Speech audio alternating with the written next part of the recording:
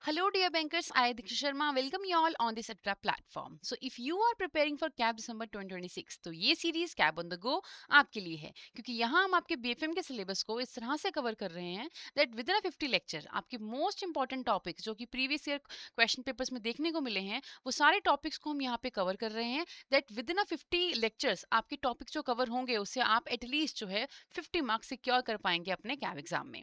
Okay तो ये जो सीरीज है इस सीरीज का आज 8th लेक्चर है जहाँ पे हम मॉड्यूल ए के बहुत most important topic that is different types of NRE account को कवर करेंगे। So let just start but before starting it let me just tell you that EduTap is providing you a free books for your preparation. उन free books को avail करने के लिए आपको description में दिए गए लिंक पे क्लिक करना है। क्लिक करते ही आपके सामने ये एक पेज ओपन होगा जहाँ पे कुछ डिटेल्स को आपको फिल कर कर आप इन तीनों ई बुक्स को अपने सिस्टम में डाउनलोड कर सकते हैं फ्री ऑफ कॉस्ट। अब इन बुक्स में आपको क्या मिलेगा?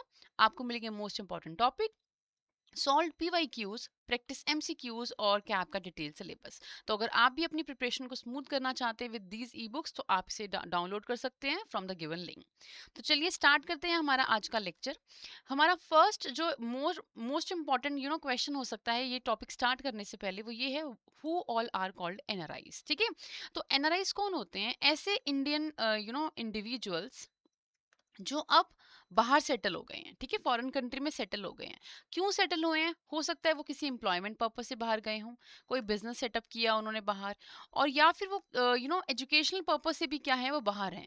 तो किसी भी पर्पस से जब वो बाहर शिफ्ट हो गए हैं तो उन्हें हम क्या बोलते हैं? NRIs। ठीक है, तो जब हम रेजिडेंशियल स्टेटस को भी कैलकुलेट करते हैं as per income tax act, उसमें भी जो दो कंडीशन, जो आपकी बेसिक दो कंडीशंस होती हैं, अगर उन्हें वो फुलफिल नहीं करते they will be termed as NRI। ठीक है, अब जो ये NRIs हैं इनको इंडिया के जो बैंक्स हैं उनसे क्या क्या सर्विसेज चाहिए रहती होंगी?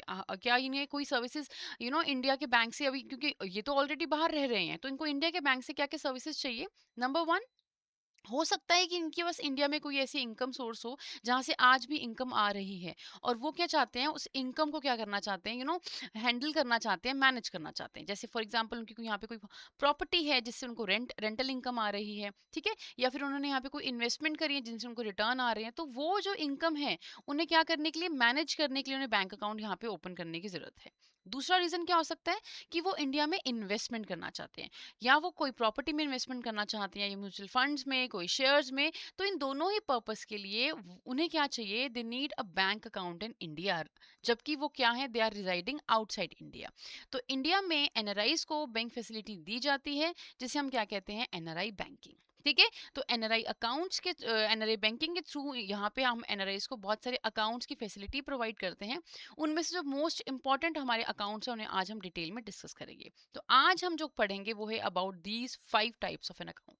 First is NRE, second is NRO, third is FCNRB, fourth is your RFC account and fifth is your SNRR account। ये पांचों अकाउंट जो है वो NRIs को जो है उनकी फैसिलिटी प्रोवाइड की जाती है जिसके तहत वो अपनी इनकम, चाहे वो फॉरेन में अर्न की गई हो चाहे वो इंडिया बेस्ड हो, उसे क्या कर सकते हैं? वो मैनेज कर सकते हैं। तो आइए चलते हैं इसे डिटेल में, एक एक अकाउंट को हम डिटेल में करते हैं। ठीक है, चलिए फर्स्ट है हमारे पास। सबसे पहले तो before reading about any of the account, पहले आप ये समझ लीजिए कि अगर आपको इनमें से कोई भी अकाउंट यहाँ पे इंडिया में ओपन करवाना है एज ए NRI, तो एज ए NRI आपको क्या करना पड़ेगा? कुछ प्रोसेस है उसे फॉलो करना होगा। वो प्रोसेस क्या है? अगर आप कोई भी NRI अकाउंट इंडिया में ओपन करवाना चाहते हैं उसके लिए आपको सबसे पहले क्या देनी होगी? एक application form. You have to submit an application form with authorised dealer bank. और वो जो बैंक है वो क्या करेगा? आपकी जितनी भी आपकी रिक्वायरमेंट है, कंडीशंस है, डॉक्यूमेंटेशन के अंदर जितनी भी रिक्वायरमेंट है वो क्या करेंगे? They need to collect all this information from you. ठीक है, वो एक एप्लीकेशन फॉर्म के थ्रू आपसे सारी इन्फॉर्मेशन या डिटेल कलेक्ट करेंगे। उसके अलावा वो आपसे क्या एक्सपेक्ट करते हैं? वो आपसे एक रिटन अंडरटेकिंग एक्सपेक्ट करते हैं। अब इस अंडरटेकिंग में क्या मेंशन होगा? इस अंडरटेकिंग में ये मेंशन होगा, जो NRI है वो ये मेंशन करेगा कि अगर फ्यूचर में वो कभी इंडिया में वापस सेटल होने का सोचते हैं फॉर द लॉन्गर पर्पस, तो वो उसकी इंफॉर्मेशन ऑथोराइज डीलर बैंक को टाइमली दे देंगे। ठीक है, एग्जैक्ट डेट क्या होने वाली है अगर वो रिटर्न करते हैं वापस, जो वो उनको मेंशन करनी होगी। ठीक है, नंबर वन, और उनको ये भी बताना है कि जब वो वापस आ रहे हैं तो उनके आने का रीज़न क्या है, परमानेंट। क्योंकि आपको पता होना चाहिए कि जो एनआरआई अकाउंट की फैसिलिटी है ये सिर्फ एनआरआईज को ही मिलती है। अगर आप एक बार इंडिया में परमानेंटली शिफ्ट हो जाओगे तो आप यहाँ के रेजिडेंट बन जाओगे तो आपको ये एनआरआई अकाउंट की फैसिलिटी नहीं मिलेगी। तो इसकी अंडरटेकिंग जो है वो स्टार्टिंग में ही वो क्या करते हैं, बैंक्स को प्रोवाइड करते हैं। नंबर 3 क्या है आपके पास, you have to submit the supporting document. अब आपको ये कुछ सपोर्टिंग डॉक्यूमेंट्स है जो सबमिट करने हैं बैंक को along with your application and undertaking. वो क्या डॉक्यूमेंट्स है, वो इस बात का प्रूफ है कि आप एक्चुअली में एनआरआई हैं।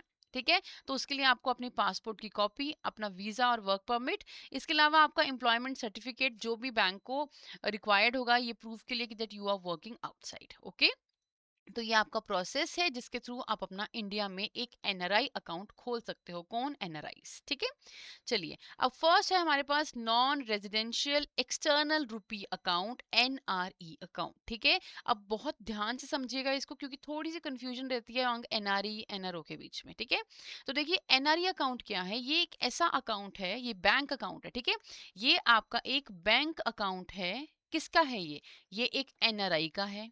ठीक है, ये एक बैंक अकाउंट है, किसका, एनआरआई का। ये बैंक अकाउंट खोला कहाँ गया है, इंडिया में खोला गया है। ठीक है, एनआरआई को इंडिया में एक बैंक अकाउंट खोलने की परमिशन दी है। अब पर्पस क्या है उसका, ताकि वो अपनी जो फॉरेन अर्निंग है, जो भी अपनी फॉरेन अर्निंग है, लेट्स से डॉलर्स हैं, ठीक है, वो अपनी फॉरेन अर्निंग्स को यहाँ पे वो इस बैंक अकाउंट में रख सकता है, किसकी फॉर्म में, रुपीज की फॉर्म में। ठीक है, तो आप ये देख लीजिए, ये जो फ्लो चार्ट बनाया गया है, इंडिया में एक बैंक अकाउंट खुला है, किसका खुला है, एक एनआरआई का खुला है। ठीक है, किस पर्पस से खुला है, कि ताकि वो अपनी फॉरेन अर्निंग्स को यहाँ पे मैनेज कर पाए, यहाँ पे रख सके, किस फॉर्म में, रुपी की फॉर्म में। ठीक है, चलिए देखते हैं इस अकाउंट के कुछ फीचर्स। सबसे पहले तो ये इसमें फॉरेन इनकम जो है वो आती है in the form of convert होती है किसमें, इंडियन रुपी में। ठीक है, foreign earning are deposited and converted into Indian rupee. Number 2, इस अकाउंट पे जो भी आपको इंटरेस्ट अर्न होगा, ठीक है, हर अकाउंट पे आपको इंटरेस्ट अर्न होता है, जैसे कि जो भी आपका सेविंग अकाउंट्स होते हैं, तो उन पे जो भी आपको इंटरेस्ट अर्न होगा उस पे कोई भी तरह का टैक्स नहीं लगेगा। Interest is exempted from the tax as per the income tax rules. उसके बाद फुल रिपैटेबिलिटी, इट मीन्स आपको, आप जब चाहें आप इस अमाउंट में, जो भी बैंक अकाउंट में अमाउंट पड़ा है, इसको अलोंग विद द इंटरेस्ट आप अपने विदेश में ले जा सकते हैं, अपने देश में इसको ले जा सकते हैं। ठीक है, उसके बाद है जॉइंट अकाउंट। ये जो अकाउंट है, जो भी आपने यहाँ पे बैंक अकाउंट खोला है, इसे आप कैसे खोल सकते हो, जॉइंटली भी खोल सकते हो। जॉइंटली कैसे खोल सकते हो, या तो कोई और एनआरआई के साथ मिलके खोल सकते हो। ठीक है, आप एक एनआरआई हैं, आपने किसी और एनआरआई के साथ मिलके ये अकाउंट खोला, ये भी पॉसिबल है। या फिर आप जो एनआरआई हैं उसने कोई भी रेजिडेंट जो इंडिया में है, हो सकता है एक राम नामक एक इंसान है, उसने अपने फादर जो इंडिया में रहते हैं उनके साथ मिलके ये अकाउंट ओपन किया, तो ये पॉसिबल है। ठीक है, लेकिन किस बेसिस पे, फॉर्मर एंड सर्वाइवर बेसिस। अब इसे हम बहुत डिटेल में पढ़ेंगे अगली वाली स्लाइड्स में आने वाली। ठीक है, नेक्स्ट है मल्टीपल फॉर्मेट्स। ये अकाउंट किस फॉर्म में ओपन होता है, देखिए, तो ये account saving account, current account, RD या एफडी, किसी भी फॉर्म में से आप ओपन करवा सकते हो। यहाँ पे इस जो एनआरआई अकाउंट है, इसका एक फीचर क्या है कि यहाँ पे आपको करेंसी एक्सचेंज रिस्क रहता है, क्योंकि यहाँ पे आपकी फॉरेन करेंसी को कन्वर्ट किया जाता है इंडियन रुपी में। ठीक है, तो यहाँ पे आपको जो है वो जो अकाउंट होल्डर है उसको यहाँ पे डर रहता है कि जब वो अकाउंट इनकी अपनी करेंसी को एक्सचेंज करवाएंगे तो वहाँ पे हो सकता है रुपी डेप्रिशिएटेड हो, तो यहाँ पे आपको नुकसान हो सकता है। मतलब आपको यहाँ पे एक एक्सचेंज रेट का रिस्क रहता है under the NRE account. Okay, चलिए नेक्स्ट है, अब इस अकाउंट में आपके पास जो फंड्स आएगा वो किन किन सोर्सेज के थ्रू आप तक आ सकता है। ये जो अकाउंट है आपका इंडिया में, इस अकाउंट में फंड्स के सोर्सेज क्या रहेंगे, तो सबसे पहले तो आपने बाहर से कोई रेमिटेंस भेजी है या कोई बैंक ट्रांसफर करी है, कोई चेक ड्राफ्ट के थ्रू आपने क्या करिए यहाँ पे फंड्स को रेमिट किया है। नंबर 2, आपका कोई और एनआरई सॉरी, हमारे पास अभी हम आगे जाके पढ़ेंगे कि हमारे पास बहुत टाइप्स ऑफ अकाउंट्स है, तो उनमें से कोई भी अकाउंट से अगर आपने इसमें ट्रांसफर करी है तो वो भी अलाउड है। इसके अलावा कोई भी फॉरेन करेंसी नोट्स, ठीक है, या ट्रेवलर चेक अगर आप इंडिया में लेकर आए हो ड्यूरिंग विजिटिंग, तो उस केस में आप क्या कर सकते हो, बैंक की वेरिफिकेशन के बाद इसे इसमें डिपॉजिट करवा सकते हो। तो ये वो सोर्सेज हैं जिससे आपके अकाउंट में जो है पैसे क्या होंगे, क्रेडिट होंगे। नेक्स्ट है, what are the various types of an NRE account, as we already told you, ये आपके पास saving, current, recurring and FD, चारों तरह के अकाउंट आप ओपन करवा सकते हो किसी भी फॉर्म में। लेकिन यहाँ पे कंडीशन क्या है कि जो आपका एफडी होगी और जो आरडी होगी, वो उसका मिनिमम जो ईयर होगा, वो आपको जो बनवाना होगा अकाउंट, वो है 1 ईयर के लिए। ठीक है, मिनिमम जिसको आपको अपने जो फंड्स को लॉक करना होगा वो है क्या है, 1 ईयर के लिए। ठीक है, नेक्स्ट है इंपॉर्टेंट फैसिलिटीज। अब इस एनआरई अकाउंट के थ्रू हम एनआरआई को क्या क्या फैसिलिटीज प्रोवाइड करते हैं। देखिए जो नॉर्मल बैंक्स है, आप अपने इंडिया में बैंक्स के देखते हैं, वो आपको बहुत सारे फंक्शंस प्रोवाइड करते हैं, चाहे वो यूटिलिटी बेसिस हो, चाहे वो एजेंसी फंक्शंस हो। ठीक है, तो इसी तरीके से एनआरआईज को भी फैसिलिटीज प्रोवाइड की जाती है। इसमें सबसे पहले क्या है, चेक फैसिलिटी। ठीक है, नॉर्मली हर बैंक क्या प्रोवाइड करता है, चेक फैसिलिटी प्रोवाइड करता है। उसके अलावा ओवरड्राफ्ट फैसिलिटी, यहाँ पे एनआरआई को ओवरड्राफ्ट की भी फैसिलिटी दी गई है, लेकिन एक लिमिट के साथ। वो लिमिट क्या है, ₹50,000। इतने अमाउंट तक आप क्या कर सकते हो, अपने सेविंग अकाउंट से क्या कर सकते हो, आप ओवरड्राफ्ट कर सकते हो। लेकिन कंडीशन जो है वो ये है कि आपको जो ये आपने ओवरड्राफ्ट किया है उसको विद इन 2 वीक्स क्या करना है, आपको क्लियर करना है। जो भी आपने short term kind of a loan लिया है बैंक से, उसको विद इन 2 वीक्स आपको क्या करना है, पे बैक करना है। और जो अब इसे पे बैक करोगे उसके लिए पैसा कहाँ से आएगा, वो रेमिटेंस या तो आप बाहर से लेकर आइए, या आपने कोई और एनआरई और एफसीएनआर अकाउंट से इसमें ट्रांसफर कर दीजिए। ठीक है, थर्ड क्या है, आपको तीसरी फैसिलिटी मिलती है फुल रिपाट्रिएशन। मतलब आप पूरा का पूरा अमाउंट जो आपने एनआरई अकाउंट में डिपॉजिट किया है अलॉन्ग विद इंटरेस्ट, आप उसे फ्रीली ट्रांसफर कर सकते हो अब्रॉड। फोर्थ है नॉमिनेशन। यहाँ पे आप जो है वो अपने अकाउंट, जो भी आपका एनआरई अकाउंट है, उसको उसमें आप क्या कर सकते हो, कोई भी रेजिडेंट या किसी नॉन रेजिडेंट को उसका नॉमिनी बना सकते हो। ठीक है, नेक्स्ट है टैक्स बेनिफिट। आपको जो है एनआरई अकाउंट में टैक्स बेनिफिट्स मिलते हैं। इसका मतलब क्या है कि आपको कोई भी तरह का टैक्स पे नहीं करना है इंटरेस्ट के ऊपर। इसके अलावा इस अकाउंट से आप किन किन पर्पस के लिए पैसा बाहर ले जा सकते हो, मतलब what are the permissible debits, किन के लिए आप इस अकाउंट से पैसा बाहर ले जा सकते हो, किन किन काम के लिए आप इन पैसों का इस्तेमाल कर सकते हो। पहला है लोकल डिसम्बर्समेंट, मतलब अगर आपको कोई लोकल पेमेंट करनी है इंडिया में तो वो कर सकते हो। अगर आपको बाहर पैसा भेजना है वहां भेज सकते हो। अगर आपको किसी और एनआरई अकाउंट या एफसीएनआरपी अकाउंट में ट्रांसफर करना है तो वो भी, उसके लिए भी आप अकाउंट से पैसा बाहर ले जा सकते हो। फोर्थ है, अगर आपको इंडिया में कोई इन्वेस्टमेंट करनी है तो आप इस एनआरई अकाउंट में जो भी आपके पास फंड्स पड़े हैं, उन फंड्स का इस्तेमाल आप इन 4 जगहों पे कर सकते हो। लोकल डिसम्बर्समेंट, बाहर रेमिट करने के लिए, कोई भी तरह की ट्रांसफर करने के लिए दूसरे अकाउंट में, या फिर इंडिया में इन्वेस्टमेंट करने के लिए। ठीक है, तो ये है आपका एनआरई अकाउंट। अब एनआरई अकाउंट के अंदर एक टर्म आई थी स्टार्टिंग में, आपने देखा था, जहां लिखा था कि कोई भी एनआरआई जो है वो ज्वाइंट अकाउंट ओपन कर सकता है किसी एनआरआई के साथ या किसी रेजिडेंट के साथ। पर कौन से बेसिस पे, फॉर्मर एंड सर्वाइवर बेसिस। देखिए ये पॉइंट बहुत ही इंपॉर्टेंट है, ऐसे क्वेश्चन काफी एग्जाम में पूछे जाते हैं। और बेसिकली ये जो कॉन्सेप्ट हम पढ़ रहे हैं फॉर्मर एंड सर्वाइवर बेसिस का, ये आने वाले काफी अकाउंट्स में रिपीट होगा, तो इसे यहाँ पे बहुत अच्छे से समझ लीजिए। ठीक है, देखिए क्या है, एनआरई अकाउंट में क्या फैसिलिटी है, joint account facility. Joint account का मतलब क्या होता है कि आप जो हैं, दैट इज एनआरआई, वो क्या कर सकते हैं, किसी और एनआरआई या पर्सन ऑफ इंडियन ओरिजिन के साथ क्या खोल सकते हैं, अकाउंट ओपन करवा सकते हैं। जैसे कि राहुल जो है वो यूएसए में रहता है तो एनआरआई हुआ हमारे लिए, और अमित जो है वो एनआरआई कहाँ है, यूके में। ठीक है, तो ये दोनों ही एनआरआई है, इन दोनों ने मिलके क्या किया है, यहाँ पे एनआरई अकाउंट ओपन करवाया है, ये पॉसिबल है। दूसरा क्या है कि जो ये एनआरआई और पर्सन ऑफ इंडियन ओरिजिन है, इसने अपने कोई रेजिडेंट रिलेटिव जो यहाँ पे होगा इंडिया में, उसके साथ उसने क्या किया, अकाउंट ओपन करवाया। जैसे कि राहुल ने अपने फादर जो इंडिया में रहते हैं उनके साथ क्या क्या किया है, एक अकाउंट ओपन करवाया। तो दोनों ही पॉसिबिलिटी है, आप खोल सकते हैं अकाउंट ऐसा। ठीक है, लेकिन कंडीशन क्या है, on the basis of former and survivor basis. ठीक है, अब सबसे पहले समझते हैं फॉर्मर क्या है और सर्वाइवर क्या है। फॉर्मर का मतलब होता है एनआरआई, जिसके नाम पे अकाउंट ओपन हुआ है मेनली। ठीक है, तो आपका जो एनआरआई है, जिसको ये एनआरआई बैंकिंग की फैसिलिटी दी जा रही है, उसको बोलते हैं फॉर्मर। सर्वाइवर कौन है, वो है नॉमिनी, उसका जो दूसरा इंडिविजुअल है जिसके साथ उसने को ज्वाइंटली जिसने अकाउंट ओपन किया है, वो एनआरआई भी हो सकता है कोई और, वो उसका इंडियन रेजिडेंट भी कोई हो सकता है। ठीक है, तो सेकेंड अकाउंट होल्डर को क्या बोलते हैं, सर्वाइवर। तो अगर आपका former die, if it will die, तो किसी भी तरीके से क्या है, वो यहाँ पे अकाउंट को कंट्रोल नहीं कर सकते हैं, ऑपरेट नहीं कर सकते हैं, क्योंकि उनकी डेथ हो गई है। तो उस केस में जो सर्वाइवर है वो क्या कर सकता है, उस अकाउंट को ऑपरेट कर सकता है। ठीक है, ये क्या होता है आपका फॉर्मर और सर्वाइवर बेसिस। ठीक है, इसका मतलब यहाँ पे क्या हुआ कि जब तक आपका एनआरआई मतलब कि फॉर्मर जिंदा है, ठीक है, उसकी पूरी लाइफ टाइम में आपका जो सर्वाइवर है वो अकाउंट्स को ऑपरेट नहीं कर सकता। नहीं कर सकता, ऑब्वियसली नहीं कर सकता, क्योंकि उन्होंने बोला उनकी डेथ के बाद ही कर सकते हैं। लेकिन यहाँ पे एक और पॉइंट आता है, वो है POA, that is power of attorney. But अगर आपके एनआरआई ने, ठीक है, एनआरआई ने क्या किया है, आपका जो सर्वाइवर है, ठीक है, जो दूसरा जॉइंट होल्डर है, उसको एक पावर ऑफ अटॉर्नी दी है, मतलब कुछ कंडीशंस के साथ कहा है कि मेरे होते हुए भी तू अकाउंट को ऑपरेट कर सकता है। तो वो जो पावर ऑफ अटॉर्नी दी गई है उसमें कुछ कुछ परमिसिबल ही ट्रांजैक्शन है जो कि वो अलाउ की गई है। ठीक है, वो क्या है देखते हैं।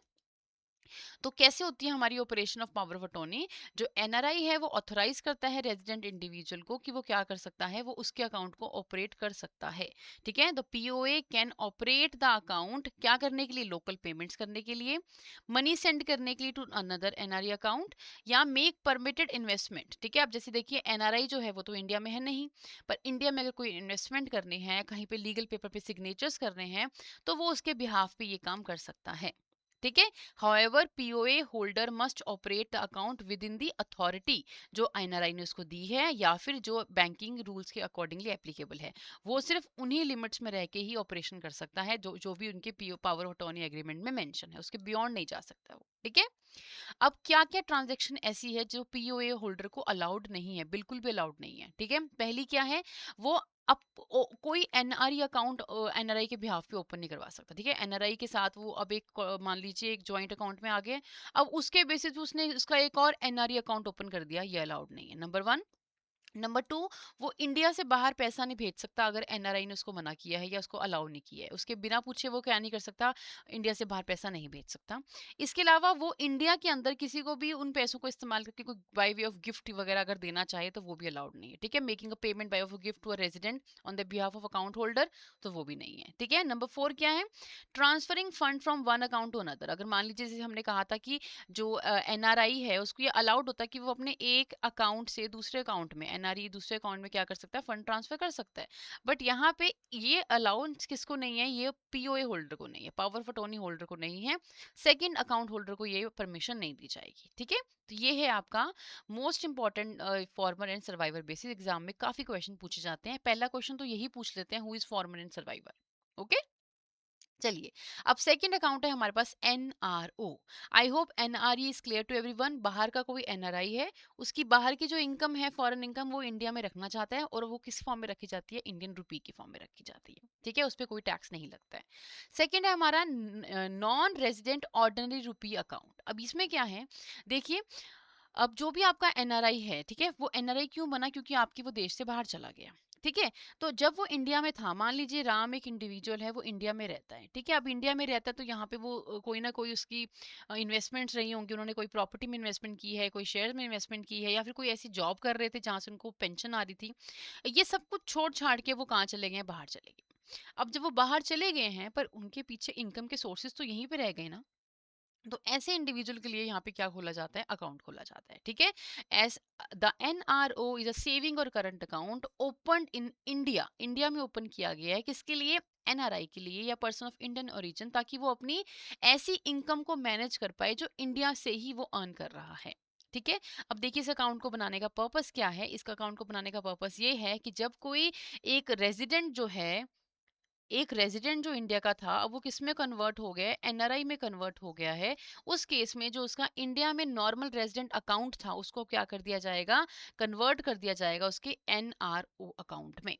ठीक है, ताकि वो क्या कर पाए, ताकि वो अपनी जो इनकम है इंडिया में जो जनरेट हो रही है उसको मैनेज कर पाए। ठीक है, मान लीजिए वो इंडिया में उसकी कोई प्रॉपर्टी, उस पर रेंट आ रहा है, तो उसको वो इस अकाउंट में डाल सकता है, वो कोई डिविडेंड आ रहा है म्यूचुअल फंड से तो इसमें डाल सकते हैं, कोई पेंशन पेमेंट या सैलरी रिसीव हो रही है उनको इंडिया में, तो वो इसमें उसको क्रेडिट कर सकते हैं। तो ये अकाउंट उन लोगों के लिए खोला जाता है। ठीक है, चलिए देखते हैं अब इसमें क्या है, कि जो भी आपका इंडिविजुअल होगा, जब उसका स्टेटस चेंज होगा फ्रॉम रेजिडेंट टू एनआरआई, तो जो उसके अकाउंट्स होंगे, ठीक है, वो भी क्या होंगे, कन्वर्ट हो जाएंगे। जैसे देखिए यहाँ पे अगर कोई रेजिडेंट है इंडिया में, अब वो नॉन रेजिडेंट बन गया है, क्योंकि वो बाहर जा रहा है। क्यों जा रहा है, मे बी जॉब के पर्पज से जा रहा है या पढ़ाई के पर्पज से जा रहा है। ठीक है, जो भी पर्पज है, अगर वो बाहर जा रहा है तो उसका जो रेजिडेंट अकाउंट होगा इंडिया में, वो कन्वर्ट हो जाएगा उसका एनआरओ अकाउंट में। और इसके दौरान जब भी वो ऐसा कन्वर्ट करेगा, तो उसको बैंक को क्या करना पड़ेगा, एक अंडरटेकिंग देनी होगी। उस अंडरटेकिंग में वो ये मेंशन करेगा कि अगर वो वापस इंडिया में परमानेंटली रिटर्न होता है, तो वो उसकी इन्फॉर्मेशन बैंक को जरूर देगा। उसके अलावा ये जो एनआरओ अकाउंट है, वो सिर्फ किसके लिए यूज करेगा, लेजिटिमेट डेबिट्स एंड क्रेडिट के लिए, जो भी लीगली अलाउड किया गया है, उसी के लिए वो क्या यूज करेगा, इस अकाउंट को इस्तेमाल करेगा, और वो फेमा और आरबीआई की गाइडलाइंस को फॉलो करेगा। ठीक है, तो ये जो रेजिडेंट है, इस बेसिस पे इसके अकाउंट को क्या कर दिया जाएगा, कन्वर्ट कर दिया जाएगा। अब दूसरा क्या केस है यहाँ पे, मान लीजिए यही इंडिविजुअल जो बाहर जॉब के लिए गया था, कुछ सालों बाद इसने क्या डिसाइड किया कि नहीं इंडिया ही चलते हैं वापस। अब ये क्या है, ये नॉन रेजिडेंट से अब क्या बनने वाला है, वापस से रेजिडेंट बनने वाला है। तो क्या होगा, उसका जो एनआरओ अकाउंट था जो आपने बनाया था यहाँ पे, अब उसे आप वापस से किस में कन्वर्ट कर देंगे, उसके रेजिडेंट अकाउंट में। I hope this is clear to everyone how you will going to convert the resident account to a NRO account। अगर क्या होता है, उनका रेजिडेंशियल स्टेटस चेंज होता है, ठीक है। अब देखिए इस एनआरई अकाउंट को आप ओपन करने के लिए जो फंड्स हैं, देखिए कहाँ कहाँ से लेकर आ सकते हैं। फर्स्ट तो यही है कि आप जो है एनआरई जो है फंड्स जो है वो बाहर से लेकर आएगा, ठीक है, या फिर अपने किसी और अकाउंट से इसमें ट्रांसफर करेगा। अब नाउ द क्वेश्चन अराइज, ये अकाउंट ओपन कर कौन सकता है, कौन कौन से ऐसे इंडिविजुअल है जो इस अकाउंट को ओपन कर सकते हैं। तो फर्स्ट तो ये एनआरई ही हो गया, ठीक है, जो ऐसा इंडिविजुअल जो भी इंडिया से बाहर जा चुके हैं और वो बाहर सेटल हो गए हैं किसी और बिजनेस पर्पज से या किसी और पर्पज से, तो वो एनआरआई कहलाएंगे। तो वो ये अकाउंट को ओपन कर सकते हैं। ये तो क्लियर है, ये तो हमने डेफिनेशन में भी पढ़ लिया। अब इसके अलावा और किसको अलाउ है, नंबर वन, कोई ऐसा फॉरेन टूरिस्ट जो इंडिया में आया, ठीक है, और कुछ टाइम के लिए वो यहाँ पे रहा। अब जब वो इंडिया में बेटा आया है यहाँ पे, तो कुछ टाइम पीरियड के लिए यहाँ पे रहा, तो उसे क्या चाहिए होगा, फॉरेन करेंसी चाहिए होगी यहाँ पे, ठीक है, या फिर उसको कन्वर्ट करके यहाँ पे यूटिलाइज करने के लिए, तो उसके लिए वो क्या करेगा, यहाँ पे कुछ टाइम के लिए जो भी आया है वो वहाँ पे अपना एनआरओ अकाउंट ओपन करवा सकता है। तीसरा कौन है, कोई ऐसा इंडिविजुअल जो कि यहाँ पे इंडिया में जॉब कर रहा था, बट ना टाइम अराइजेज जब वो अपनी कंट्री में वापस जा रहा है, तो उस केस में भी वो क्या करेगा, एनआरओ अकाउंट ओपन करवाएगा, और उसके बाद वहां शिफ्ट होने के बाद वो कुछ टाइम तक, जब तक उसमें बैलेंस है तब तक वो अकाउंट उसका ओपन रहेगा, उसके बाद वो अकाउंट को क्लोज कर दिया जाएगा। तो तीन इंडिविजुअल है जिनके लिए एनआरओ अकाउंट ओपन होते हैं। Number one normal NRI, number two कोई भी tourist, foreign tourist, number three कोई भी ऐसा फॉरेन नेशनल जो यहाँ पे जॉब कर रहा है, ठीक है, एज पर दी रेगुलेशंस के अकॉर्डिंगली, ठीक है। और ये अकाउंट किस में मेंटेन किया जाता है, this account is maintained only in Indian rupee, ठीक है। आइए देखते हैं फॉर्म्स ऑफ एनआरओ अकाउंट क्या है आपके पास। एन एनआरओ अकाउंट में be open as saving account, current account, recurring या एफडी, ठीक है, ये हमने ऑलरेडी पढ़ा था। एनआरई अकाउंट में भी यहाँ पे भी वो सारी फैसिलिटीज आपके पास अवेलेबल है, किसी भी फॉर्म में आप अपना अकाउंट ओपन करवा सकते हो। जो भी रूल्स होंगे यहाँ पे इंटरेस्ट को कैलकुलेट करने के, वो आपकी डोमेस्टिक मार्केट के अकॉर्डिंगली ही होंगे, ठीक है। जैसे आपकी नॉर्मली बाकी अकाउंट्स के लिए जो इंडियन में बैंक इंडिया में जो बैंक्स है, उनमें जो भी इंटरेस्ट रेट कैलकुलेट करने के रूल्स रेगुलेशंस हैं, फॉर्मूलाज है, उसके अकॉर्डिंग ही यहाँ पे भी एनआरओ अकाउंट में भी वैसे ही इंटरेस्ट कैलकुलेट किया जाएगा, ठीक है। चलिए नेक्स्ट है आपके पास, what are the permitted credited in the NRO account, ठीक है। अब एनआरओ अकाउंट में जो क्रेडिट होंगे वो कौन कौन से परमिटेड है, कहाँ कहाँ से आपको अकाउंट में पैसे आ सकते हैं। एक तो बाहर से कोई रेमिटेंस आई है, या फिर आप इंडिया से कोई भी rent, pension, dividend, interest receive कर रहे हो, आपने अपने कोई और एनआरई अकाउंट जैसे कि एनआरओ, एनआरई, एफसीएनआरबी से अकाउंट अमाउंट ट्रांसफर किया है, कोई भी इनकम फ्रॉम द अर्लियर और नॉन रिपार्टिबल इन्वेस्टमेंट, ऐसी इन्वेस्टमेंट जो बाहर नहीं जा सकती थी, उससे जो भी आपको इनकम आ रही है, या कोई भी रुपी गिफ्ट या लोन आपको जो भी मिला है अंडर द एलआरएस स्कीम के थ्रू, आपको अगर कोई रिसीव हुआ है तो वो इस अकाउंट में क्रेडिट हो सकता है। Now what are the permissible debit, ये अकाउंट में जो पैसा है वो आप किस पर्पस के लिए इस्तेमाल कर सकते हो। फर्स्ट इज लोकल पेमेंट करने के लिए, कोई भी इंडिया में इन्वेस्टमेंट करने के लिए, किसी और एनआरओ अकाउंट में ट्रांसफर करने के लिए, कोई भी रेमिटेंस करने के लिए जो कि एलिजिबल है आप एज पर the FEMA rules and guidelines. इसके अलावा ट्रांसफर करने के लिए टू एनआरई अकाउंट या remittance abroad within applicable repatriation limit, अगर आप कुछ अमाउंट रिपार्टेट करना चाहते हो किसी भी पर्पज से, जो भी लिमिट्स आपको गिवन है उस पर्पज से भी आप फंड्स को बाहर ले जा सकते हो। तो ये आपके पास दो पर्पस है जिसके लिए क्या कर सकते हो आप, मतलब दो सोर्सेज है जहाँ से क्या है आपके पास फंड्स आएंगे, और ये है जहाँ पे फंड्स को आप क्या कर सकते हो, डेबिट कर सकते हो, ठीक है। अब इस एनआरओ अकाउंट से के रिगार्डिंग कुछ कुछ पॉइंट्स, ठीक है, कुछ की पॉइंट जिसके रिगार्डिंग आपको पेपर में क्वेश्चंस आ सकते हैं। सबसे पहले अगर हम टैक्स की बात करें तो यहाँ पे जो इंटरेस्ट होता है आपको एनआरओ अकाउंट पे जो भी इंटरेस्ट मिलता है, ठीक है, उस पे टैक्स कैलकुलेट किया जाता है, उस पे टीडीएस एप्लीकेबल है। रिपाट्रिएशन, आप जो है वो अपनी जो इनकम यहाँ पे है आपके अकाउंट में इसके अलावा जो अमाउंट डिपॉजिट था वो बाहर ले जा सकते हो आप। ये क्लियर है ये, ठीक है। अब इसमें दो कैटेगरी डिवाइड कर दी है। पहला है इस साल की जो करंट इनकम है उसमें से पहले आप टैक्स डिडक्ट करवाइए, फिर आप बाहर ले जा सकते हैं। और जो प्रीवियस बैलेंसेस पड़े हैं वो भी आप बाहर ले जा सकते हैं, लेकिन जो भी आपकी एक कंडीशन क्या है कि आप एक फाइनेंशियल ईयर में अप टू $1 मिलियन तक ही क्या कर सकते हो, बाहर रिपाट्रिएट कर सकते हो। उसके बाद जॉइंट अकाउंट, यस, यहाँ पे भी जो एनआरआई है वो अपना इस अकाउंट को ओपन करने के लिए जॉइंट अकाउंट ओपन कर सकता है विद अनदर एनआरआई या फिर कोई भी रेजिडेंट के साथ, ठीक है। कौन से बेसिस पे, फॉर्मर एंड सर्वाइवल बेसिस, ये हम कर चुके हैं। फिर है नॉमिनेशन, वो क्या कर सकता है, कोई भी रेजिडेंट या नॉन रेजिडेंट को अपना नॉमिनी बना सकता है।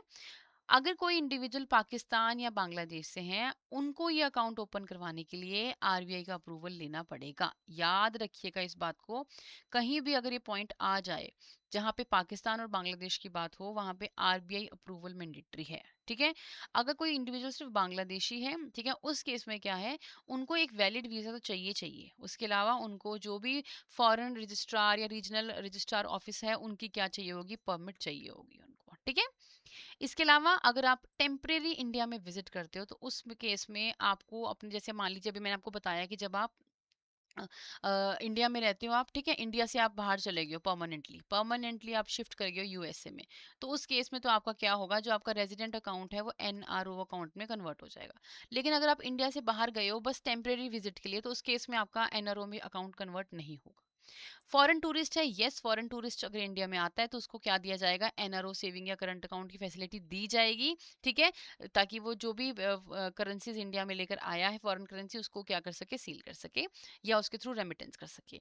उसके अलावा जो ये इसका बैलेंस होगा, आप देखिए वो इंडिया में आया है तो उसकी अकाउंट ओपन हो गया। अब इस अकाउंट को जब वो उसने मेंटेन किया यहाँ पे, तो उसमें कुछ ना कुछ बैलेंस तो रहा होगा। ठीक है, अब जब वो इंडिया से बाहर जाएगा वापस, तो उस बैलेंस को किस तरीके से हम मैनेज करेंगे या रिपाट्रिएट करेंगे, तो उन्होंने कहा है कि जो भी उसका अमाउंट होगा, it must be converted and paid on the departure if maintained for not more than 6 month. उसको ये अमाउंट तभी वापस मिलेगा या रिपाट्रिएट किया जाएगा अगर ये अकाउंट उसने 6 महीने से ज्यादा मेंटेन नहीं किया है। दूसरा, उसने इस अकाउंट से कोई भी लोकल पेमेंट या कोई भी लोकल रिसिप्ट्स नहीं ली हैं। ठीक है, फिर है फॉरेन एम्प्लॉय लिविंग इंडिया। ठीक है, कोई भी ऐसा एम्प्लॉय था जो फॉरेनर था, वो इंडिया में जॉब कर रहा था, अब वो टाइम आ गया कि वो इंडिया को लीव कर रहा है। ठीक है, इस इंसान को भी क्या अलाउड है, एनआरओ अकाउंट ओपन कराने की परमिशन है। तो ऐसे इंडिविजुअल जो है वो क्या कर सकते हैं, जो भी उनका पेंडिंग जेन्युइन अमाउंट होगा वो क्या ले जा सकते हैं, इंडिया से बाहर रिपाट्रिएट कर सकते हैं। ठीक है, कंडीशन क्या है, कोई भी अनरिलेटेड क्रेडिट नहीं होना चाहिए, मतलब कि जिस पर्पस के लिए अकाउंट ओपन हुआ है तो उसी पर्पस के लिए वो उन्होंने यूज किया हो, टैक्स सिर्फ उस पे पे हो रखा हो। उसके बाद वो क्या कर सकते हैं, मैक्सिमम जो रेमिटेंस कर सकते हैं एक फाइनेंशियल ईयर में, वो कितनी कर सकते हैं, 1 मिलियन पर ईयर। और जैसे उनके सारे अकाउंट्स क्लोज हो जाएंगे, मतलब कि सारे जो भी रेमिटेंस करनी है वो पूरी हो जाएंगी, उनके अकाउंट को क्या कर दिया जाएगा, क्लोज कर दिया जाएगा। ओके, चलिए, अब हमारे पास है third type of an account, that is F C FCNRB account, which means foreign currency non resident bank account. ठीक है, अब देखिए इसमें क्या होता है, जो भी आपके फॉरेनर्स हैं, ठीक है, अभी आपने फर्स्ट वाले केस में पढ़ा जहाँ पे NRE वाला अकाउंट आपने पढ़ा, जिसमें हमने पढ़ा कि जो भी फॉरेनर है वो अपने जो भी इनकम है, फॉरेन इनकम को वो इंडिया के बैंक्स में डिपॉजिट कर रहे हैं इंडियन रुपी की फॉर्म में। तो यहाँ पे आपको एक क्या देखने को मिला, एक्सचेंज रेट रिस्क देखने को मिला, कि अगर एक्सचेंज रेट में कोई भी फ्लक्चुएशन आई तो उसका रिस्क आपको रहता है। बट अगर कोई इंडिविजुअल ये चाहता है कि मुझे कोई रिस्क नहीं चाहिए, ठीक है, मुझे जो अमाउंट है वो बिल्कुल एग्जैक्टली वही चाहिए, तो उस केस में वो क्या करते हैं, वो क्या ओपन करवाते हैं, अपना FCNRB अकाउंट ओपन करवाते हैं। ये अकाउंट को जो ओपन किया जाता है वो सिर्फ एक ही फॉर्म में ओपन किया जाता है, वो है term deposit, that is FD की फॉर्म में ही डिपॉजिट किया जाता है। बाकी जगह आपने पढ़ा, आप चाहे उसमें सेविंग हो, करंट हो, RD हो या FD हो, कुछ भी ओपन कर सकते हो। लेकिन इस third type of NRE account को सिर्फ किस में ओपन किया जाता है, ओनली टर्म डिपॉजिट या फिक्स डिपॉजिट की फॉर्म में ओपन कर सकते हो। So this is account which is open by the NRI। कहाँ पे ओपन किया है, इंडिया में। क्यों ओपन किया है, ताकि वो मेंटेन कर पाए अपनी फॉरेन करेंसी को, जो भी ऑलरेडी जो डॉलर्स की फॉर्म में थी वो डॉलर्स की फॉर्म में ही रहे, वो एक्सचेंज ना हो, ताकि एक्सचेंज रेट रिस्क उसको बेयर ना करना पड़े। जो भी प्रिंसिपल होगा, आपका जो भी आपने अमाउंट डिपॉजिट करवाया है उस पर जो भी इंटरेस्ट होगा वो आपको वापस मिल जाएगा अपनी फॉरेन करेंसी में ही। इससे क्या होता है, जो भी फॉरेन करेंसी में जो भी एक्सचेंज रेट रिस्क होता है उसकी फ्लक्चुएशन से आप बच जाते हो। I hope this is clear to everyone. आपने बाहर से यूएसए से आपने क्या किया, अपने डॉलर्स को इंडिया में भेजा, वो डॉलर्स की फॉर्म में ही वहां पे डिपॉजिट हुए, और आफ्टर दैट आपको वो डॉलर्स प्लस उस पर जो भी इंटरेस्ट था वो आपको वापस मिल गया। इसमें कोई भी एक्सचेंज नहीं हुआ करेंसीज का, जिससे कि रिस्क जो है वो कम हो गया। अब देखिए इसे कुछ इंपॉर्टेंट पॉइंट्स। नंबर वन, ये टर्म डिपॉजिट की फॉर्म में ही यहाँ पे डिपॉजिट होता है। मिनिमम 1 ईयर तक जो है वो आपको इसको यहाँ पे अपना जो अमाउंट है वो लॉक करके रखना होता है, और मैक्सिमम जो है वो 5 ईयर्स है। अगर आप उससे पहले विदड्रॉ कर लेते हो, जो भी मिनिमम टाइम पीरियड है उससे पहले विदड्रॉ करते हो, तो आपको कोई भी इंटरेस्ट उस पर रिसीव नहीं होगा। इंडिया जो है वो कोई भी इंटरेस्ट उस पर पे नहीं करेगी। ठीक है, इसके अलावा आप जो ये अकाउंट है वो ज्वाइंटली भी ओपन कर सकते हो किसी NRI या किसी भी नॉन रेजिडेंट के साथ। ठीक है? और या फिर अपने जॉइंटली अपने रिलेटिव रेजिडेंट के साथ भी इसे ओपन कर सकते हो, लेकिन कौन से बेसिस पे? फॉर्मर एंड सर्वाइव बेसिस पे। अगर आप अब इसको अपने रेजिडेंट इंडिविजुअल के साथ ओपन करते हो, तो जो भी आपका रेजिडेंट इंडिविजुअल होगा इंडिया में, उसको आप जो ये फॉर्मल और सर्वाइवल बेसिस की जो भी कंडीशन है, उसके अकॉर्डिंगली आप इस अकाउंट को ओपन कर सकते हो। ठीक है? अब देखिए इस अकाउंट को ओपन करने के लिए क्या प्रोसेस है। सबसे पहले तो आप अपनी एलिजिबिलिटी जो है वो कंफर्म करेंगे कि आप एनआरआई हो। नंबर 2, आप एक कोई भी इंडिया का कोई भी ऑथराइज्ड डीलर बैंक जिसे लाइसेंस मिला है आरबीआई से, उसे आप सेलेक्ट करेंगे। ठीक है? जिनके पास इस अकाउंट को ओपन करने की फैसिलिटी हो। उसके बाद आप अपनी केवाईसी कंप्लीट करवाएंगे। ठीक है? जो भी है, आपको अपना पासपोर्ट सबमिट करवाना है, अपनी केवाईसी करवानी है, प्रूफ देना है कि that you are actually residing in that particular country. तो सारा का सारा जो है ये इन्फॉर्मेशन जो है वो वेरियस फॉर्म्स जो भी रिक्वायर्ड है उसे फिल करके आप जो है अपनी केवाईसी कंप्लीट करवाएंगे। फिर आप क्या करेंगे, इनवर्ट रेमिटेंस करेंगे अपनी फॉरेन करेंसी की। जो भी आपकी फॉरेन करेंसी है उसको यहाँ पे इनवर्ट क्या करेंगे, रेमिटेंस करेंगे। या तो बाहर से लेकर आए, या फिर आपका ऑलरेडी कोई अकाउंट है तो वहां से आप इंडिया में उसको ट्रांसफर कर सकते हैं। आप फिर इसमें क्या चूज करेंगे, किस करेंसी में आप इसको होल्ड करके रखना चाहते हो। ठीक है? अभी आपको मैंने बताया इसमें इंडियन रुपी में कन्वर्ट करने की जरूरत नहीं है, फॉरेन करेंसी में ये अकाउंट मेंटेन होता है। तो आपको चूज करना होगा कौन सी करेंसी में आप इसे मेंटेन करोगे, और ये कितने टाइम पीरियड के लिए। फिर एफडी में टाइम पीरियड है 1 to 5 ईयर, तो वो टाइम पीरियड जो है वो डिसाइड करेंगे। ठीक है? इस तरीके से आपका जो है एफसीएनआरबी अकाउंट जो है वो ओपन हो जाएगा। ठीक है? नेक्स्ट है इसके फीचर्स। सबसे पहला क्या है कि इसमें जो भी अकाउंट अमाउंट डिपॉजिट होता है वो फॉरेन करेंसी में ही होता है, और फॉरेन करेंसी में ही वो आपको क्या कर दिया जाता है, रीपे कर दिया जाता है। इसमें एलिजिबल डिपॉजिटर कौन कौन हो सकते हैं, एनआरआई और जो भी पर्सन ऑफ इंडियन ओरिजिन है वो इस अकाउंट को ओपन करवा सकते हैं। इसका टाइम पीरियड कितना है, 1 to 5 years. Tax free interest है, इस पे आपको कोई भी जो है इनकम टैक्स पे नहीं करना है, क्योंकि आपका जो स्टेटस है वो नॉन रेजिडेंट का है।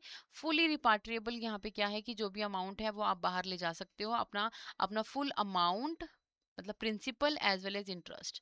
ठीक है? बाहर ले जा सकते हो अपनी करेंसी में ही। जो इसमें इंटरेस्ट कैलकुलेशन होती है वो कैसे होती है, वो आपकी जो होती है वो 360 डेज के अकॉर्डिंगली कैलकुलेट किया जाता है आपका इंटरेस्ट, और ये कंपाउंडेड हाफ ईयरली होता है। ठीक है? आफ्टर एवरी हाफ ईयर आपको इंटरेस्ट पे किया जाता है। ठीक है? अब क्या क्या डेबिट्स और क्रेडिट परमिटेड हैं, तो डेबिट, अगर मैं क्रेडिट की बात करूं तो देखिए ये एफडी अकाउंट है, तो एफडी में क्या होता है, आप एक बार पैसा डिपॉजिट करवाते हो, और फिर टाइम जब इसका मैच्योरिटी का टाइम आता है तो आप इसे क्या करते हो, डेबिट करवाते हो, या इसको फिर आगे रीन्यू करवा लेते हो। ठीक है? तो वही बात आ गई। क्रेडिट तो इसमें क्या होगा, जो आप अमाउंट डिपॉजिट करवाओगे, ठीक है, या फिर आपने उसको रिन्यू करवाया होगा। और डेबिट क्या होगा, जब आप उस अकाउंट को मैच्योर हो जाएगा आपका एफडी, तो आप उसे, अगर आपने उसे रिसीव कर लिया तो वो क्लोज हो जाएगा। तो ये आपके ही दो ही क्या होंगे, परमिटेड डेबिट एंड क्रेडिट होंगे। ठीक है? अब जो आपका रेजिडेंट इंडिविजुअल होगा, जिसको आपने अपना जॉइंट होल्डर बनाया है, उसको पावर ऑफ अटॉर्नी के अकॉर्डिंगली कुछ रिस्ट्रिक्शंस है। वो रिस्ट्रिक्शंस क्या हैं कि उसको नॉमिनेशन फैसिलिटी तो अवेलेबल है, लेकिन वो जो ऑपरेशन है जिसके लिए वो पैसों को इस्तेमाल कर सकता है वो रिस्ट्रिक्टेड है। देखिए यहाँ पे कोई भी जो ये फंड्स जो हैं उसको यूज़ करने के लिए कोई पर्पस ही नहीं है। बाकी जो अकाउंट्स हैं उसमें तो क्या था कि आपकी इनकम हैंडल करनी थी, आपको इन्वेस्टमेंट करने के लिए वो अकाउंट ओपन करना था। लेकिन ये अकाउंट तो ओपन ही आपने एज ए एफडी की फॉर्म में किया है, तो इसमें आप क्या ही क्या करोगे एक्सपेंसेस। तो यहाँ पे रिस्ट्रिक्टेड है पीओ के अंदर जो आपका इंडिविजुअल है उसकी एक्टिविटीज। ठीक है? इसके अलावा जो एफसीएनआरबी का इंटरेस्ट रेट का क्या रूल है, अगर आपने फिक्स रेट ऑफ इंटरेस्ट पे आपने अपनी ये जो एफडी है ओपन करवाई है, तो इसमें जो भी इंटरेस्ट होगा वो फर्स्ट डे पे ही लॉक हो जाएगा। ठीक है? और अगर फ्लोटिंग पे है तो इसका इंटरेस्ट रेट कैसे कैलकुलेट होगा, जो भी आपका स्वैप रेट होगा प्लस उसमें ऐड करेंगे स्प्रेड, जो भी होगा मार्जिन होगा उसे ऐड करेंगे, और ये जो है एवरी 6 मंथ क्या होगा, रीसेट होता रहेगा। ठीक है? और इसमें दोनों दोनों रेट्स में जो भी आप डिसाइड करेंगे वो with in RBI prescribe ceiling के अकॉर्डिंगली होगा। ठीक है? तो ये है आपका एफसीएनआरबी अकाउंट, जिसमें कि एक एनआरआई जो है वो एक्सचेंज रेट के कारण जो होने वाली फ्लक्चुएशंस की वजह से जो उनकी करेंसीज में फॉल आता है, उससे बचने के लिए वो क्या करते हैं, अपनी फॉरेन करेंसी को फॉरेन करेंसी की फॉर्म में ही इंडिया में क्या करते हैं, एफडी में लॉक करते हैं। ठीक है? चलिए, अब नेक्स्ट है हमारे पास resident foreign currency account, that is RFC account. अब ये अकाउंट को समझने के लिए एक एग्जांपल देखते हैं। देखिए, मान लीजिए कोई इंडिविजुअल है, ठीक है, जो कि यूएसए में रिजाइड करते हैं। ठीक है? वो वर्क कर रहे हैं इंडिया यूएसए में, वो 10 साल से मान लीजिए मिस्टर जॉन है ये। मिस्टर जॉन जो है वो 10 साल से यूएसए में काम कर रहे हैं। उनका जो है इंडिया में एनआरई सेविंग अकाउंट ओपन है, और एक एफसीएनआर। अब एनआरई आपको पता है क्या होता है, एनआरई में क्या होता है, आप अपनी जो डॉलर्स है वो इंडिया में भेजते हैं, जो कि रुपी की फॉर्म में वहाँ पे सेव हो जाते हैं, ठीक है। दूसरा आता है एफसीएनआरबी अकाउंट, अभी पढ़ के आए हैं, जिसमें आप अपने जो डॉलर्स हैं वो डॉलर्स की फॉर्म में एफडी के रूप में क्या करते हैं, वहाँ पे डिपॉजिट करवाते हैं। तो आपका ये 2 अकाउंट इंडिया में चल रहे हैं क्योंकि आप एनआरआई हो। अब हुआ क्या, अब आपने डिसाइड किया जून 2026 में आके कि मैं तो क्या कर रहा हूँ, मुंबई वापस जा रहा हूँ, ठीक है। अब जब मुंबई में आप वापस आ रहे हैं, वो भी परमानेंट वहां पे सेटल होने के लिए, तो आपके दिमाग में कुछ प्रॉब्लम्स आई। वो प्रॉब्लम्स क्या आई, लीगल रेजिडेंसी की। क्या, नंबर वन, अब आप जो ये 2 अकाउंट आपने पहले ओपन करवाए थे, अब ये तो अब आप इस अकाउंट को आप मेंटेन नहीं कर सकते हो। क्यों? क्योंकि अब आप एनआरआई नहीं रहे। ये अकाउंट तो सिर्फ एनआरआई के लिए थे, अब तो आप इंडिया में रेजिडेंट बन जाएंगे। पहली प्रॉब्लम ये। दूसरी प्रॉब्लम क्या है कि आप वरिड हो कि भाई इंडिया में करेंसीज डेप्रिशिएट हो रही हैं, एक्सचेंज रेट में फ्लक्चुएशन है, रुपी डेप्रिशिएट कर रहा है, तो अगर मैं अपना सारा पैसा भी वहां लेके जाके कन्वर्ट करवा के इंडियन रुपी में रखूंगा तो मेरे को काफी नुकसान होगा, ठीक है। तीसरा तीसरा ये कि जब आप जॉब छोड़कर आए, हो सकता है कि आपने फॉरेन कंट्री में कुछ इन्वेस्टमेंट्स करी हो जहाँ से आपको डिविडेंड मिल रहा हो, आपकी कोई पेंशन है वहाँ से रिसीव हो रही है आपको, तो ये तीनों चीज़ें जो है आपके दिमाग में घूम रही है, क्योंकि आपको वो रिसीव भी करनी है, आपको कोई करेंसी डेप्रिशिएट हो रही है उसका लॉस भी बेयर नहीं करना है, और ऊपर से आपके एनआरआई और एफसीएनआर अकाउंट तो क्लोज हो जाएंगे। तो इन सब प्रॉब्लम का सॉल्यूशन क्या है कि आप क्या ओपन कर लीजिए, आप ओपन कर लीजिए आरएफसी अकाउंट। आप कोई भी ऑथराइज डीलर बैंक, ठीक है, जो कैटेगरी 1 के होते हैं, उनके पास जाके इस अकाउंट को ओपन करवा सकते हो, जहां पे आप अपनी फॉरेन करेंसी को कुछ टाइम के लिए फॉरेन करेंसी की फॉर्म में ही इंडिया में रख सकते हो, ठीक है। This account is open with authorise dealer bank, जहां पे आप अपने फंड्स को जो भी हैं उसको अभी भी फॉरेन करेंसी में रिटेन करके रख सकते हो। ये जो आपके पुराने अकाउंट है एनआरई या एफसीएन अकाउंट, ये सारे क्लोज हो जाएंगे, आपका ओपन हो जाएगा आरएफसी अकाउंट, और आप ये सारे पैसों को कन्वर्ट करके यहाँ पे ट्रांसफर करके आप क्या उसे किस फॉर्म में रख सकते हो, फॉरेन करेंसी की फॉर्म में अपने पास रख सकते हो, ठीक है। तो आइए देखते हैं आरएफसी अकाउंट क्या करता है। ये अलाउ करता है एनआरआईज को जो परमानेंटली वापस आ रहे हैं अब इंडिया में, ठीक है, जो पहले बाहर रहते थे, कि जो भी उन्होंने बाहर से फॉरेन करेंसी अर्न की है, ठीक है, उनको विदाउट कन्वर्टिंग इनटू इंडियन रुपी वो उसी करेंसी में उसको होल्ड कर सकते हैं, ठीक है। वो फॉरेन करेंसी को फॉरेन करेंसी में ही होल्ड करके रख सकते हैं, ठीक है। एनआरई और एफसीएनआरबी जो हमने पीछे अकाउंट पढ़े, उनको उनको इस अकाउंट में ट्रांसफर कर दिया जाएगा। आप चाहे करंट अकाउंट खोलिए, सेविंग खोलिए, टर्म डिपॉजिट खोलिए, कोई भी अकाउंट आप ओपन करवा सकते हो। अब आप जो रुपी एक्सचेंज फ्लक्चुएशन थी उससे आप बच जाएंगे, क्योंकि यहाँ पे आपको करेंसी को कन्वर्ट नहीं करवाना पड़ रहा। अपनी फॉरेन करेंसी को आप फॉरेन करेंसी में ही क्या कर रहे हो, यहाँ पे सेव कर रहे हो, ना कि रुपी में कन्वर्ट करना पड़ रहा है आपको, ठीक है। It can be held again, आप कोई भी एलिजिबल रेजिडेंट के साथ, जो भी रिलेटिव होगा इंडिया में, उसके साथ उसको ओपन कर सकते हो on the former and survivor basis, ठीक है। अब इसमें क्या क्या अमाउंट आएगा, जो भी अकाउंट आपका ओपन होगा आरएफसी अकाउंट, इसमें कौन कौन सी क्रेडिट्स होंगी। नंबर वन, पेंशन आ रही है बाहर से, कोई इंश्योरेंस का अमाउंट आ रहा है आपको, ठीक है। इसके अलावा कोई इंटरेस्ट आप अर्न कर रहे हो तो वो सारे इसमें क्रेडिट होंगे, ठीक है। इसके अलावा जो भी आरएफसी का जो बैलेंस होगा उसमें जो भी इंटरेस्ट आपको मिलेगा वो क्या है, एग्जम्प्ट फ्रॉम टैक्स रहेगा, क्योंकि फॉरेन करेंसी की फॉर्म में है। इस पे इनकम टैक्स जो है वो एप्लीकेबल नहीं होगा, ये आपको टैक्स जो है एग्जम्प्टेड होगा। और ऊपर से क्या है, फुली रिपाट्रिएबल। अगर कभी आपके दिमाग में आता है कि मुझे अब इंडिया से वापस जाना है फिर से, अभी तो आप इंडिया से यूएसए से वापस आए मुंबई, ठीक है, मुंबई वापस आए और आपने क्या किया, अपना आरएफसी अकाउंट ओपन किया। अगर आपके मन में कभी आए कि नहीं मुझे अब वापस ही यूएसए जाना है, तो उस केस में क्या है, आप जो है ये सारा का सारा अमाउंट जो है फुली रिपार्टिएबल है, without any limit and without any tax deduction. आप इस अकाउंट को अमाउंट को अपने ट्रांसफर कर सकते हो बाहर फॉरेन कंट्री में, ठीक है। अब डेबिट क्या है, परमिसिबल डेबिट क्या है, इसके अंदर आप जो है 2 साल के लिए कोई रिस्ट्रिक्शन नहीं है। आप जो अमाउंट स्पेंड करना चाहते हो, जैसे स्पेंड करना चाहते हो आप कर सकते हो।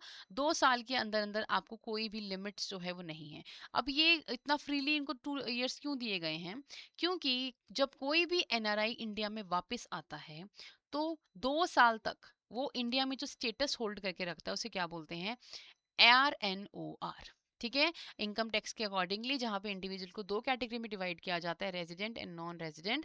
फर्दर रेजिडेंट की भी 2 कैटेगरीज होती हैं, एक होता है ROR, एक होता है RNOR, ठीक है, एक ऑर्डिनरी रेजिडेंट, एक नॉट ऑर्डिनरी रेजिडेंट। तो 2 साल तक जब कोई एनआरआई इंडिया में आता है तो वो कौन सा स्टेटस लेके रहता है, RNOR। और इस स्टेटस के अकॉर्डिंगली 24 मंथ तक उसे पूरी फ्रीडम दी जाती है कि वो जो है करेंसीज का फ्रीली किसी भी तरीके से स्पेंड कर सकता है, कोई भी ट्रांजैक्शन जो है उसको रिस्ट्रिक्टेड नहीं रहती है, ठीक है। क्लियर है ये, चलिए। Last but not least is SNRR account. Okay, अब ध्यान से समझिए अकाउंट ओपन क्यों होता है। देखिए, कुछ ऐसे इंडिविजुअल्स होते हैं जो देश के बाहर रहते हैं, पर उनका इंडिया में कुछ बिजनेस कंसर्न होता है। ठीक है, इंडिया में कोई ना कोई उनका वेयर हाउस होता है जहाँ से वो उनके पास इनकम आ रही है, कोई भी उन्होंने सेटअप किया हुआ है। ठीक है, तो उसके पर्पस के लिए वहाँ पे जो भी उनको एक्सपेंसेस हो रहे होंगे, रेंट पे करना है, कोई सैलरी पे करनी है, या फिर कोई भी ऑपरेशनल एक्सपेंस उनको पे करना है, तो उसके लिए उनको वहाँ पे अकाउंट ओपन करवाना पड़ता है। तो ये एक तरह का करंट अकाउंट एक बिजनेसमैन जो है वो ओपन करता है इंडिया में, जो कि बाहर रिसाइड करता है, NRI। ठीक है, देखिए ये क्या है, ये एक नॉन इंटरेस्ट बेयरिंग रुपी अकाउंट है। जो कौन ओपन करता है, एक NRI ओपन करता है जो इंडिया के बाहर रहता है, पर उसका बिजनेस इंटरेस्ट कहाँ होता है, इंडिया में होता है। ठीक है, और जो भी अकाउंट है, इसे आप यूज किसके लिए करेंगे, सिर्फ और सिर्फ जेन्युइन बिजनेस ट्रांजैक्शन के लिए। इसके अलावा कोई भी पर्सनल टास्क के लिए आप इस अकाउंट का इस्तेमाल नहीं करेंगे। कोई भी पर्सनल ट्रांजैक्शन इस अकाउंट के थ्रू नहीं होगी। SNRR जो है वो ट्रांजैक्शन स्पेसिफिक अकाउंट है। इसमें जो भी आप अकाउंट ओपन करेंगे, उसमें सिर्फ ट्रांजैक्शन रिगार्डिंग ही एंट्रीज होंगी, कोई भी आपकी पर्सनल सेविंग अकाउंट की रूप में एंट्रीज नहीं होगी। ठीक है, अब देखते हैं यहाँ पे क्या लिखा है कि ये जो आपका SNRR विच जिसे हम क्या बोलते हैं, स्पेशल नॉन रेजिडेंट रुपी अकाउंट जो है, ये सिर्फ जेन्युइन बिजनेस ट्रांजैक्शन जो इंडिया में हो रही है उनके लिए ओपन किया जाता है। इसे कौन ओपन करवा सकता है, एनी पर्सन एंटिटी जो कि आउटसाइड इंडिया है, कोई भी NRI इसको ओपन करवा सकता है। कौन सी किस टाइप का अकाउंट है, ये रुपी करंट अकाउंट है। पहली बात तो ये करंट अकाउंट है, और कौन सी करेंसी में, रुपी की फॉर्म में, और इस पे कोई भी इंटरेस्ट नहीं मिलता। Why, because this is a current account. इसके अलावा जो भी ट्रांजैक्शन होती है, सिर्फ कौन सी ट्रांजैक्शन होगी, जो कि परमिटेड है, बिजनेस ट्रांजैक्शन। ठीक है, इसके अलावा की रूल रिगार्डिंग द रिपाट्रिएशन क्या है, जब आप इसको बाहर लेके जाएंगे, इस पे जो भी टैक्स एप्लीकेबल होगा उस साल में, करंट ईयर में की जो भी आपकी इनकम होगी, इस पे जो भी टैक्स एप्लीकेबल होगा, वो पे करने के बाद इसको आप अपने देश में ले जा सकते हो। ठीक है, लेकिन आप क्या नहीं कर सकते हो, आप अपने NRO अकाउंट, ठीक है, NRO अकाउंट अभी हम पढ़कर आए हैं, ठीक है, उस अकाउंट से आप SNRR अकाउंट में पैसा ट्रांसफर नहीं कर सकते हो। ठीक है, अब NRO अकाउंट क्या होता है वो आपको पढ़ाया था, कि जब आप इंडिया छोड़ के बाहर चले जाते हो, तो इंडिया में कुछ इनकम होती है जो अभी भी आप अर्न कर रहे होते हो, तो उनको मैनेज करने के लिए आप NRO अकाउंट ओपन करवाते हो, जो इंडियन रुपी की फॉर्म में होता है। यहाँ पे SNRR भी कौन सी फॉर्म में है, आप इंडियन रुपी की फॉर्म में कर रहे हो। तो यहाँ पे क्या अलाउ नहीं है कि आप अपने इस अकाउंट से इस अकाउंट में पैसा ट्रांसफर नहीं कर सकते हो। क्यों, क्योंकि जो NRO अकाउंट है उसके पास उसमें तो आपको सेविंग अकाउंट का ऑप्शन है, RD का ऑप्शन है, FD का भी ऑप्शन है। लेकिन SNR क्या है, करंट अकाउंट ऑप्शन अवेलेबल है, और सिर्फ बिजनेस ट्रांजैक्शन के लिए इंपॉर्टेंट है। यहाँ स्पेसिफिकली मेंशन है कि आप अपनी पर्सनल सेविंग अकाउंट जो है उसको ये नहीं बना सकते। तो अगर आप NRO अकाउंट से यहाँ कुछ शिफ्ट करते हो, तो इससे क्या हो जाएगा, गलत जो फंड्स है वो यहाँ पे रिफ्लेक्ट होंगे, तो ये बिल्कुल भी अलाउ नहीं है। ठीक है, अब इसके कुछ फीचर्स हैं। सबसे पहला क्या है कि जो भी अकाउंट होगा आपका, SNRR अकाउंट होगा, इसका जो नाम होगा अकाउंट का, वो आपके बिजनेस के नाम पे होगा, आपके खुद के नाम पे नहीं होगा। इस पे कोई भी इंटरेस्ट पे नहीं किया जाएगा बैंक के द्वारा, क्योंकि ये करंट अकाउंट है।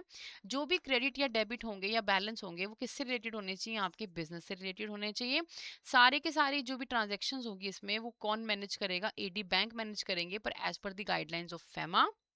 अगर मैं टेन्योर की बात करूं, तो जो भी आपका बिजनेस जिसमें भी आप डील कर रहे हो, उसका जो भी ऑपरेशन का टाइम होगा, तब तक आप इस अकाउंट को ओपन करवा सकते हो, या मैक्सिमम आप 7 ईयर के लिए इस अकाउंट को ओपन करवा सकते हो, बस। ठीक है, उसके बाद जो है, जो SNRR फंड है, इसको आप यूज नहीं कर सकते हो to provide a foreign exchange to Indian resident against rupee imbursement. ठीक है, आपको मान लीजिए कि कोई आपका यहाँ पे इंडियन रेजिडेंट है, ठीक है, उसके पास कुछ डॉलर्स पड़े थे, तो आपने क्या किया, इनको यहाँ इनके थ्रू, इस अकाउंट के थ्रू आपने एक्सचेंज करवा दिया, तो वो अलाउड नहीं है। ठीक है, इसके अलावा SNR जो में अकाउंट में जो बैलेंस होता है, वो रिपार्टिएबल है आफ्टर पेइंग द टैक्सेस। आप कोई भी NRO अकाउंट से SNR अकाउंट में ट्रांसफर नहीं कर सकते हो। क्यों नहीं कर सकते, मैंने आपको एक्सप्लेन किया अभी पिछले स्लाइड में। ऑन बिकमिंग अ रेजिडेंट, अगर आप यहाँ पे इंडिया के रेजिडेंट बन जाते हो, मान लीजिए अभी तो आप बाहर रह रहे हो और आपका इंटरेस्ट इंडिया में, सिर्फ बिजनेस इंटरेस्ट, पर किसी पर्पज से आप अब इंडिया में शिफ्ट हो गए हो, तो आपका जो भी ये अकाउंट होगा, ये किस में कन्वर्ट हो जाएगा, इंडिया के रेजिडेंट अकाउंट में कन्वर्ट हो जाएगा, नॉर्मल बैंक अकाउंट में कन्वर्ट हो जाएगा। जो भी ऑथराइज डीलर बैंक होते हैं वो इन एसएनआर अकाउंट होल्डर्स को क्या प्रोवाइड करते हैं, इंटरनेशनल क्रेडिट कार्ड जो है प्रोवाइड करते हैं। आरबीआई की अप्रूवल की रिक्वायरमेंट नहीं है, ये कार्ड जिनको फ्रीली प्रोवाइड किए जा सकते हैं थ्रू ऑथराइज डीलर। इसके अलावा जो भी अमाउंट पे होगा नॉन रेजिडेंट नॉमिनी को, वो उसके कौन से अकाउंट में जाएगा, नॉमिनी के एनआरओ अकाउंट में जाएगा। ठीक है, जैसे मैंने आपको बताया कि एसएनआरआर अकाउंट को भी आप कैसे ओपन करवा सकते हो, ज्वाइंटली ओपन करवा सकते हो, जिसमें एक एनआरआई होगा और एक कोई रेजिडेंट अगर है। ठीक है, इंडिया इंडिया। अब जो भी इस रेजिडेंट को जो भी इनकम मिलनी है, अमाउंट जो भी इसको पेबल होना है वो, ठीक है, या फिर इसके अलावा कोई और इंडिविजुअल जिसको आपको पेमेंट करनी है, तो वो किसके थ्रू कर सकते हो, आप उसके एनआरओ अकाउंट के थ्रू कर सकते हो। इसके अलावा अगेन आई टोल्ड यू, जहां भी पाकिस्तान एंड बांग्लादेश की बात आएगी, अगर यहाँ के कोई भी इंडिविजुअल इन्वॉल्व होते हैं जिनको ये एसएनआरआर अकाउंट ओपन करवाना है, उसके लिए हमको आरबीआई की प्रायर अप्रूवल लेनी पड़ेगी। ठीक है, तो ये हैं आपके एसएनआरआर अकाउंट। इसके अलावा टैक्स की बात करूँ इस अकाउंट के पर्पज से, तो बिफोर सेंडिंग दिस अमाउंट, जो भी आपके एसएनआरआर अकाउंट में जो भी बैलेंस है, उस बैलेंस को बाहर भेजने से पहले उस पे जो भी उस करंट ईयर का टैक्स होगा वो आपको क्या करना होगा, पे करना होगा। आफ्टर दैट आप उनको जो फंड को क्या है वो बाहर ले जा सकते हो। It is fully repatriable after paying the applicable taxes. ठीक है, अब मैं करंट फॉर्म की बात करूं तो पहले जो फॉर्म 15CA और 15CB हुआ करता था, 15C आपको ये बताता था कि जिसमें आप डिक्लेयर करते थे, it is a declaration filled by the remitter कि मैं इतना अमाउंट जो है बाहर भेज रहा हूँ। और दूसरा था 15CB, जो ये सीए का सर्टिफिकेट होता था, जिसमें ये मेंशन किया जाता था कि जितने भी टैक्सेबल रेमिटेंस है वो इतनी अमाउंट की है। तो अब ये दोनों फॉर्म क्या आ चुके हैं, रिप्लेस हो गए हैं। अब ये नए जो फॉर्म्स आए वो हैं फॉर्म 145 एंड फॉर्म 146। ठीक है, पर आपकी बुक्स में अभी भी जो मेंशन है वो है 15CA एंड 15CB। ये जो है 1 अप्रैल 2026 से जो इनकम टैक्स डिपार्टमेंट ने इन फॉर्म्स की जगह नए फॉर्म्स जो है इनका जो रिप्लेस कर दिया गया वो है form 145 146। But I told you, अभी भी आपकी बुक्स में जो है 15C और 15CB ही मेंशन है। ठीक है, फॉर्म 145 क्या बताता है, डिक्लेरेशन होती है जिसमें रेमिटर की जो भी आपका वो बताता है कि बिफोर सेंडिंग मनी अब्रॉड उसकी डिक्लेरेशन देता है। और 146 में क्या आता है, सीए का सर्टिफिकेट रिक्वायर्ड होता है अगर आपकी जो टैक्सेबल इनकम होती है वो 5 लाख से ज़्यादा होती है। ठीक है, तो ये दो फॉर्म्स हैं जो आपको इस्तेमाल करने हैं जब आप फंड्स को बाहर रेमिट कर रहे हो। ठीक है, okay, I hope all these 5 accounts are clear to everyone. सब में अपना अपना डिफरेंस है, किस पर्पज से यहाँ पे रखी जा रही हैं। ठीक है, और किस में इंटरेस्ट जो है वो टैक्सेबल है, किस में नहीं है। तो ये कुछ की डिफरेंसेस हैं जो आपको अंडरस्टैंड करने हैं, सो दैट आपको कभी कंफ्यूजन ना हो। ओके, तो चलिए रिकैप्चुलेट द टॉपिक जो अभी हमने किया है, ताकि हमें पता चले कि हमें कितनी अंडरस्टैंडिंग हुई है about all these NRIs account. So first question is, an Indian resident who leave India for employment abroad for an uncertain period, their existing resident account should normally be, देखिए अगर कोई इंडिविजुअल इंडिया में है, ठीक है, तो उसके पास कौन सा अकाउंट रहता है, उनका इंडियन रेजिडेंट अकाउंट रहता है। ठीक है, इंडिया के जो भी बैंक होंगे उस पे कौन सा अकाउंट होगा, उनका रेजिडेंट अकाउंट होगा। ओके, नाउ अगर वो इंडिया से अब चले गए हैं बाहर for the purpose of job या एम्प्लॉयमेंट, तो वो एक एनआरआई का स्टेटस होल्ड करते हैं। तो उस केस में वो इस अकाउंट को वो ऑपरेट नहीं कर सकते। तो उस वक्त उनका जो अकाउंट होगा रेजिडेंट अकाउंट, वो कन्वर्ट हो जाएगा एनआरओ अकाउंट में। तो देखिए यहाँ पे क्या होगा, that account is designated as a NRO account. ठीक है, तो option C. Next question, consider the following statement. NRE account are maintained in Indian rupee. Okay. FCNRB account are maintained in permitted foreign currency. Yes. Interest on NRO account is taxable in India. Yes. SNR account normally earn interest. Normally earn interest. Okay, तो which of the following statement are correct? तो यहाँ पे क्या है हमारा all that is 1 2 and 3। The reason being, जो आपका SNRR account है यहाँ पे हमने पढ़ा था, ये आप क्यों अकाउंट ओपन करते हो, फॉर द बिजनेस पर्पस। ठीक है, यहाँ पे अगर आपका कोई बिजनेस पर्पस है इंडिया में आपका, तो उसके लिए आप ये अकाउंट ओपन करते हो। ये अकाउंट कौन सा अकाउंट होता है, ये करंट अकाउंट होता है आपका। तो इस करंट अकाउंट पे आपको कोई भी इंटरेस्ट नहीं मिलता है। ठीक है, तो इसके लिए आपका जो ये लास्ट ऑप्शन है, that is SNR account normally earn interest, ये रॉन्ग है। बाकी सब क्या है, करेक्ट। तो option B is correct, 1 2 and 3। Next we are having the accounts, various account जो हमने पढ़े हैं और साथ में उनका पर्पस है। देखिए, तो सबसे पहले हमने फर्स्ट पढ़ा था एनआरई अकाउंट। हमने पढ़ा था कि कोई भी जो एनआरआई होता है, अपनी जो फॉरेन इनकम होती है उसको क्या करता है, इंडिया में रखता है इन इंडियन करेंसी। ठीक है, तो यहाँ पे एनआरई क्या होगा, NRE is foreign earning maintained in INR. Okay, तो यहाँ पे हम लगा देते हैं 1। ठीक है, यहाँ पे बी लिखते हैं यहाँ पे, ताकि क्लैरिटी रहे। फिर है हमारे पास एनआरओ, सेकंड अकाउंट हमने पढ़ा था कि कोई इंडिविजुअल जो इंडिया में रहता था बट अब वो बाहर चला गया है, तो जो भी उसकी इनकम इंडिया से आ रही है उसके लिए मैनेज करने के लिए वो अकाउंट ओपन करता है एनआरओ। तो यहाँ पे हमारे पास यहाँ है Indian income of non resident, तो यहाँ पे हमारे पास सी ऑप्शन है। फिर है आरएफसी। आरएफसी अकाउंट में हमने क्या पढ़ा, हमारे जो भी इंडिविजुअल्स होते हैं वो क्या करना चाहते हैं, जब वो इंडिया में वापस आ रहे हैं, ठीक है, तो आने के बाद उनको ये रहता है कि उनकी जो करेंसी है वो फ्लक्चुएट करेगी, इसके अलावा उनको कुछ पेंशन अभी बाहर से रिसीव होनी है। तो उस केस में वो ये चाहते हैं कि जो कुछ टाइम के लिए वो क्या कर सके, अपनी जो भी अर्निंग है फॉरेन अर्निंग, वो फॉरेन अर्निंग की फॉर्म में ही वो क्या कर सके, बैंक्स में रिटेन करके रख सके। तो उसके लिए वो कौन सा अकाउंट ओपन करवाते हैं, आरएफसी। तो यहाँ पे क्या होता है, आरएफसी में क्या होता है, foreign currency retain in a मतलब in a foreign currency only in these account, ठीक है। तो ये है आपका ऑप्शन डी। लास्ट है एसएनआरआर अकाउंट। ये हमने अभी पढ़ा है कि जो भी हमारे नॉन रेजिडेंट होते हैं जो बिजनेस ट्रांजैक्शन के लिए इस अकाउंट को ओपन करते हैं। तो आपके पास जो ऑप्शन है that is first B, second C, third D and ये है आपका ऑप्शन नंबर ए। तो correct option is option number A. तो I hope this topic is clear to everyone. अगर कोई भी डाउट है, क्वेरी है, तो आप कमेंट कर सकते हो। इसके अलावा अगर आपको कैब रिगार्डिंग कोई भी इंफॉर्मेशन चाहिए या कोई भी क्वेरी है तो आप दिए गए कॉन्टैक्ट्स में that is phone number and email ID आप इन्फो हमें कॉन्टैक्ट कर सकते हैं। Thank you so much and keep learning.